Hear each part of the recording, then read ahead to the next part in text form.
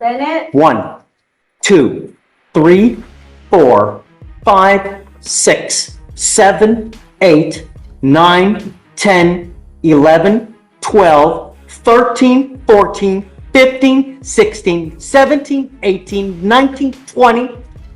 Now 21 cases.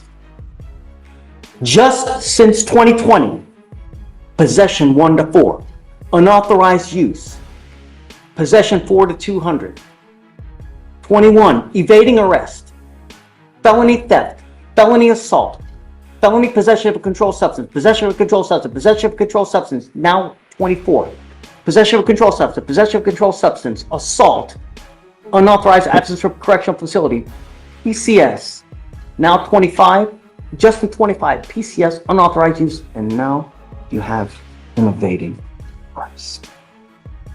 That's a serious stack. 25 charges tied to possession and unauthorized use. This isn't some minor slip-up. It's a full-blown record that paints a long, messy history. And now, there's another chapter, fleeing from law enforcement. Let's be honest. How many times can someone outrun responsibility before the system decides it's done chasing them? At this point, we're not talking about isolated mistakes. We're looking at a clear pattern, which brings us to a tough but necessary question. When does someone's past stop being history and start being the deciding factor in their future? Should repeated behavior tip the scales when a judge is deciding what happens next? I didn't ask you to say anything. You missed court, and now you're here. If you ever miss court again, and let me tell you something, Mr. Price, I'm going to do everything in my power to protect my city at all costs. If I find that you are one iota of danger to it, it's really not going to go well for you. Do you understand me? You're now charged with evading arrest or detention. You're facing up to a year in jail and or a $4,000 fine. We are going to do probable cause. You have the right to remain silent. Anything you say can or will be used against you. You have the right to have an attorney present. If you cannot afford one, one will be appointed to you. Thank you, Judge. On April 14th, 2025, in Harris County, Texas, an officer was patrolling the area of 999 Pasadena Boulevard, the Macro Plaza Mall. The mall is closed during the early morning hours when this incident occurred, and no maintenance or cleaning personnel were on scene. 999 Pasadena Boulevard is near 1202 Pasadena Boulevard, which the officer knows from training and experience to be a high drug area. The officer observed the defendant standing near a mechanical box on the side of the main building of 999 Pasadena Boulevard. The defendant looked at the officer, who was in a marked patrol unit, and began walking toward his bicycle, which was laying on the ground nearby. Due to the above circumstances, as well as defendant's suspicious behavior, the officer initiated a subject stop on the defendant due to reasonable suspicion. The officer activated emergency traffic lights and began sounding the siren of a marked patrol unit. Let's hit pause for a second. This man bolts first on a bike, then on foot, covering 736 feet, trying to get away. Everyone's waiting for the judge's decision, and then comes the line, "I find no probable cause." That's not just a twist, that's a full-blown courtroom mic drop. Here's why it matters. Probable cause isn't about looking suspicious or running away. It has to be anchored in evidence, real objective facts, not just hunches. Even if someone flees, the court still has to ask, why? And if the evidence doesn't support the suspicion, the case stops cold. That's the law. No theatrics, no shortcuts. Standing up on the seat of his bicycle to accelerate faster. The defendant eventually fell off the bicycle and continued to evade on foot until he fell in the roadway of the 900 block of Pasadena Boulevard. The defendant evaded the officer for approximately 736 feet. The hell is he doing wrong? Riding a bicycle while white? He's not doing anything. Just presumptive police. No. Mr. Price, I'm going to find that there's no probable cause in your case today. We have enough death, dismemberment, and danger in our town as it is. Don't create any more. Be a good person. It's not hard. Get a job, do something with your life before something, or you end up with a 25-year sentence. You know, it's lickety split. Something happens. Life is too short to end up in a 6x9 with a 25-year sentence. You know what I mean? Really. Please take a seat. Ma'am, you're charged with assault, causing bodily injury. You're facing up to a year in jail and or a $4,000 fine. You have worked out an agreement where they're offering you 3 days in jail with credit for the 1 day that you've done. You need to understand that you're making a lifetime decision today where this assault is going on your record and it will be there for the rest of your life. You can never take it off. From now on, you'll be facing a minimum of 90 days in jail for any new cases that you pick up. Do you understand? I'm facing 90 days. If you pick up any more cases, Oh, yes, sir. facing a minimum of 90 days in jail. Yes, sir. You're giving up the right to is this on doctor? It's on doctor. Giving up the right to a trial, right to compel witnesses to testify on your behalf, confront and cross-examine your accusers. If you're not a citizen, there are possible immigration consequences. You can be deported, excluded from the country, denied naturalization, you give up the right to appeal. Once you accept this agreement, you can never change this or undo this. You understand? I do understand that. This isn't like Target where you don't like it. Oh man, this is hurting. You can return it. No. Once you plead guilty, it stays with you forever. You never change it. If you're not guilty, don't plead guilty. It's just that simple, really. Don't, because you'll always live with regret. Sir, I was assaulted first. I can talk to you about that case. Right? You're telling me that it's self-defense.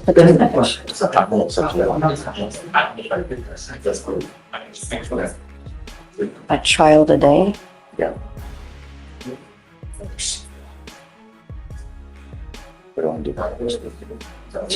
She's gonna show up. She won't. I'm happy to give you more time to discuss it. Just, it's probably not best here. I live stream, so. We will for tomorrow, Your Honor. Sure. Okay, thank you, sir. Morning, Mr. Tolentino. Good morning. So you're charged with illuminating an aircraft with a laser pointer. You're facing up to a year in jail and or a $4,000 fine. The agreement that you have worked out is a 6-month deferred adjudication. This is a very serious agreement that you're entering into now. This is a type of probation that if you complete successfully, you do not end up with a conviction on your record, but you cannot tell people it was dismissed. It doesn't get dismissed. You do a probation, complete it successfully. If you do, and you don't end up with a conviction. You understand the difference. You give up nearly every right known to man by entering into this agreement, telling us that you can complete this. And if you don't, you're facing an entire year in jail. You understand? You're giving up a lot of rights. You give up the right to a trial, right to compel witnesses to testify on your behalf, confront and cross-examine your accusers. If you're not a citizen, there are possible immigration consequences. You can be deported, excluded from the country, denied naturalization. You give up the right to appeal. Once you accept this agreement, you are stuck with this until you complete it successfully or it gets revoked. If you do something to violate this agreement, like you pick up a new case, you don't do your class on time, you don't do your community service, I'm going to issue a warrant for your arrest, and we're going to have a hearing to see if you violated. If you do, you're looking an entire year. Do you understand? You still want to do this? Yes, sir. How do you plead to the illuminating an aircraft with a laser pointer improperly?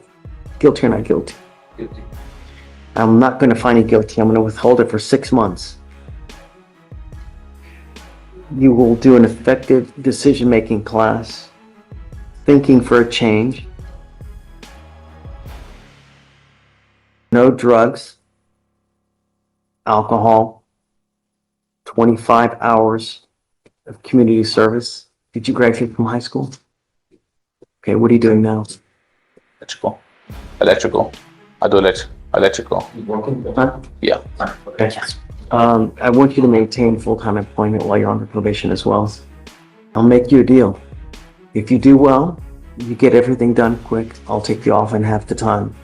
Meaning get your classes done, be nice to everybody.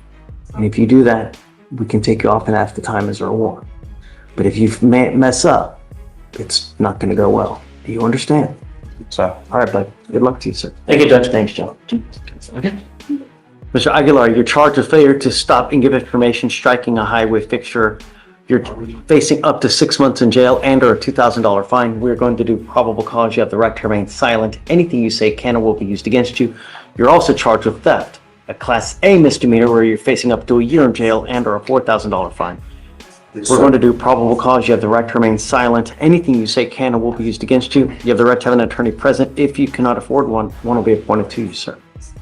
Thank you, Your Honor.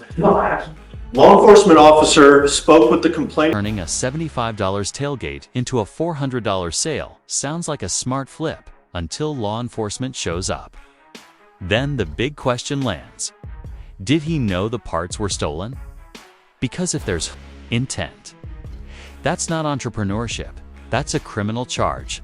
So here's something to chew on. If someone buys goods at a price that's too good to be true and resells them, are they playing dumb or just plain guilty?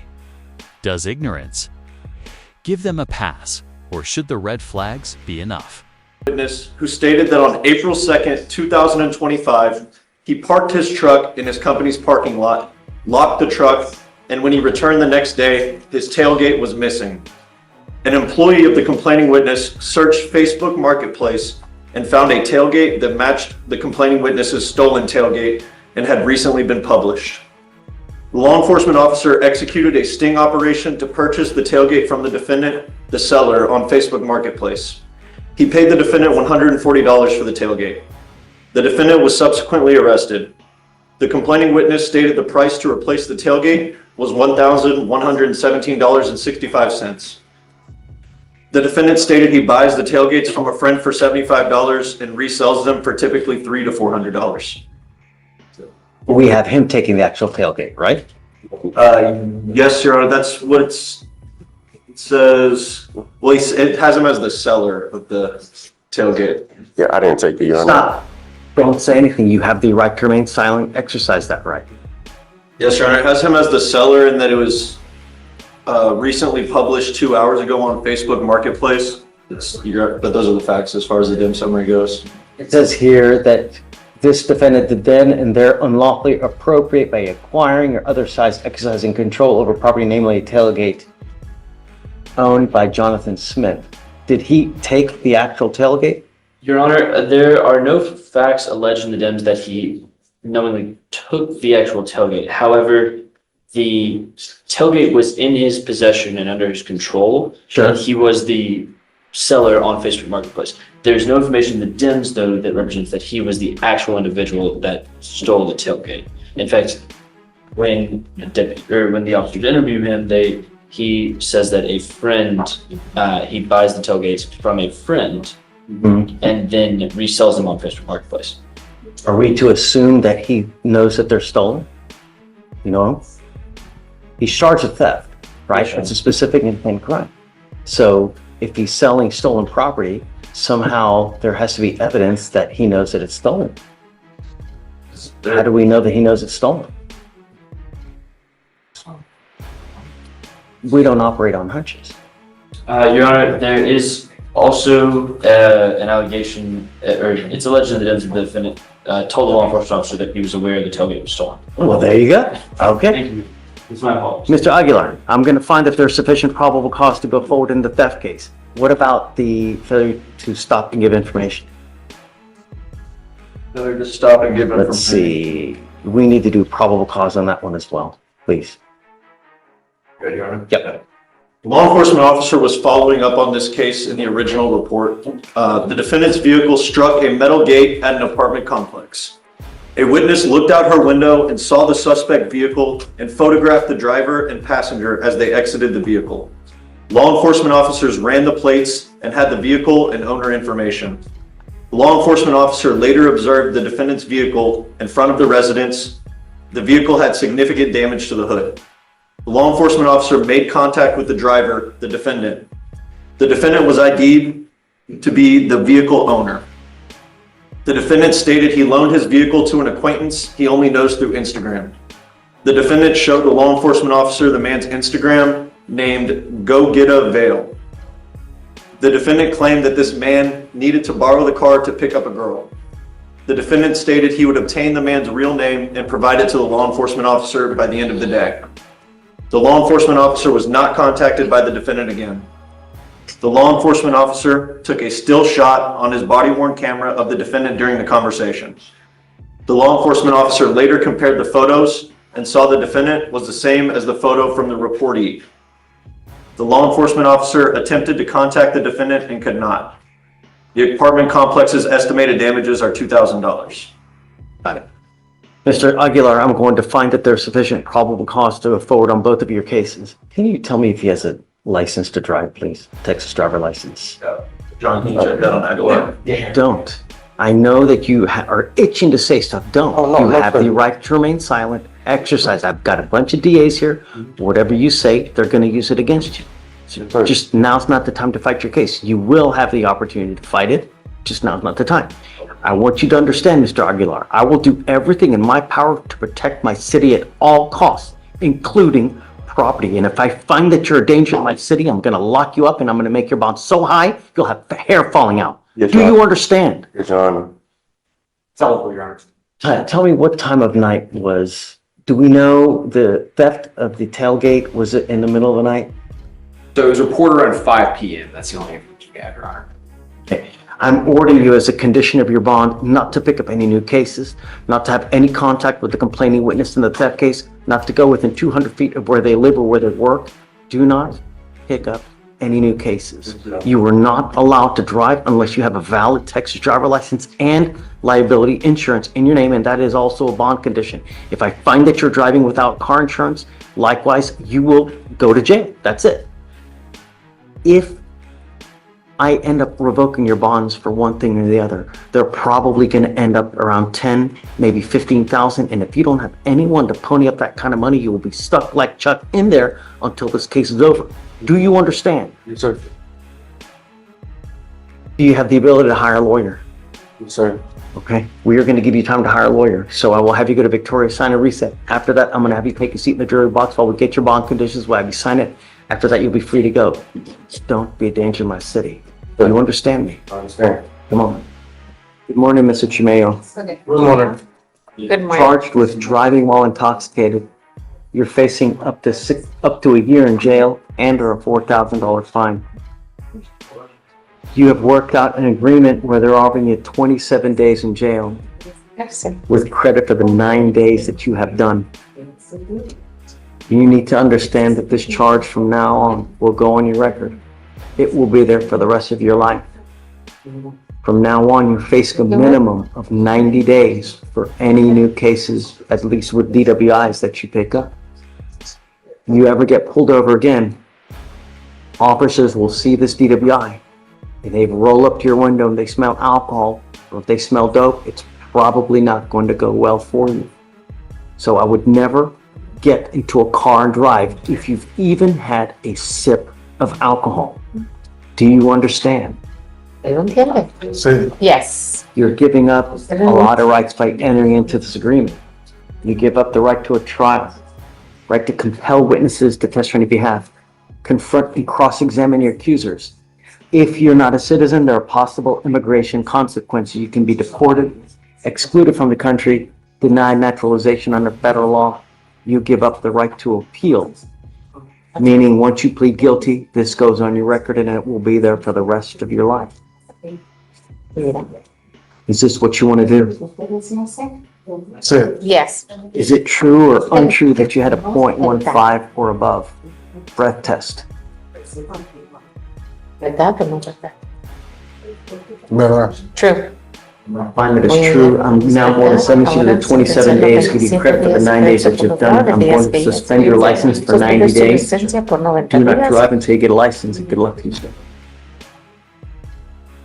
Thanks. Judge, I was appointed to this case about 8 days ago, Judge, and I don't believe sentence status has changed since then. Can we ask the court waive the DPS fee? Thank you, Judge. Okay. Wait.